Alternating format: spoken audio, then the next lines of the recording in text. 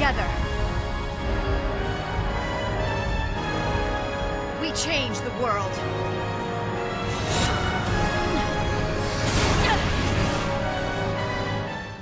Hello everyone, it's your boy Theo here with a should you pull tier list for Iroha's BT cycle. Some disclaimer before we start, this tier list is just my opinion and is not a representation of strength. Team building is the core of this game and we can make any unit work if we build around them. If you have a favorite, always go for them. That said, this video might be helpful if you are playing on a stricter budget. And unless otherwise mentioned, all characters are assumed to have their full kit. I won't go too in-depth into each character's kit, so check out other content creators if you're interested in a more detailed breakdown of each character. For the first tier, we have Theo approves. These are meta-defining characters that can potentially make it easier for you to clear events. Having them in your pocket can sometimes save you a bit of a headache. Next is the You Decide tier. This tier is for characters with easy FR conditions and can fit reasonably well in a lot of teams, or characters that can work extremely well with minimal investments. Consider pulling these characters if you need to expand your roster. The final tier is Safe Skip, usually reserved for characters that doesn't have a unique gimmick, or characters that require overly specific or strict setups to function well. First event of the cycle is XIII Finale Part 2, featuring a new BT for Iroha and a new FR as well as a BT rework for Onion Knight. Despite having some of the best animations in DFFOO, Iroha falls into the safe skip category. Her force is still the same old average FR that just pales compared to what we have nowadays. Her BT adds true damage to her kit, but it takes too long to ramp up and is not even that great at maximum power. The additional true damage does not scale with force time, hence the safe skip. Onion Knight gets an upgraded BT and skill set, making his power level more in line with the current era. His FR encourages no boss turning with the following on-turn conditions: plus 40% when the previous turn was an ally turn, plus 20% when selecting Ice ability with an additional 10% bonus if it's Onion Knight. During force time, the party gets Ice Enchant, making this a very self-sufficient and generic FR with fairly good bonus at plus 60 or 70% each turn. I put Onion Knight in the You Decide tier.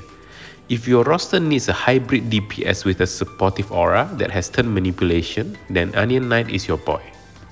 Before we move on to the next banner, like the video if you enjoy this kind of cycle overview and subscribe for more DFFOO content. Next event is Machina's Intersecting Will, featuring a new FR for Machina and no reworks for anyone. Despite having no rework, he still secures the top spot at the Theo Approves tier. His FR is godly versatile and works with both off-turn strategy as well as BT facing. It has two on-turn conditions, plus 40% when using a Transform Brave or HP attack, plus 15% when using an ability with abnormal turn rate. This can be both high turn rate as well as low turn rate attacks. It has one more condition that can trigger both on turn and off turn. There is plus 5% when using a melee ability, with Machina getting a whopping bonus of plus 20% if it's his turn. As if his FR is not already broken enough, it also provides a plus 50% HP damage and HP damage limit during force time when using a melee ability.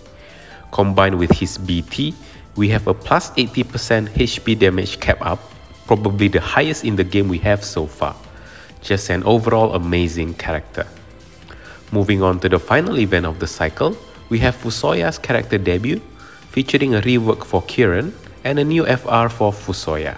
Kieran is an aura bot and a pretty good one, but in a world where we can equip Ultima weapon, supportive stats with no extra gimmick are just not as important as it used to be.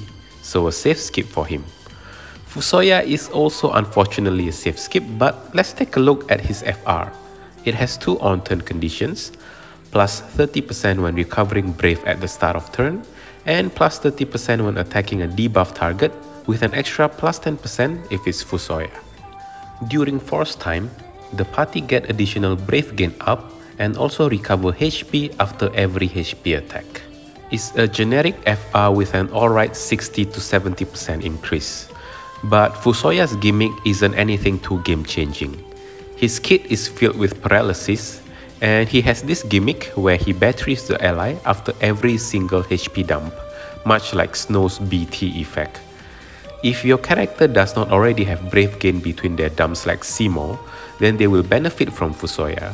But most C90 upgrades are already riddled with Brave Gain between dumps, making his gimmick a little bit redundant. During the anniversary countdown event, there may be 2 returning banners featuring reruns of Pole FR and BT.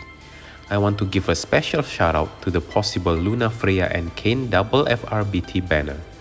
If you've missed these 2 characters or if you are new, it can be a good idea to pull, at least just to get Luna Freya's LD weapon. Her quick prayer gimmick is still useful, and Kain is still one of the best often damage that we have. Now for my pull plan of the cycle. I am gunning for both Iroha and Machina. Despite her mediocrity, Iroha is still a favorite unit of mine due to her animations. I'll probably just straight up token her BT and call it a day. For Machina, I do not yet own his BT, so I'm going all in with gems. And that's it for the tier list and pull plan for Iroha's BT cycle. What is your plan for the cycle? Let me know in the comments below. If there's anything you disagree with, let me know as well. Thank you for watching, and I'll see you in the next one. Bye bye!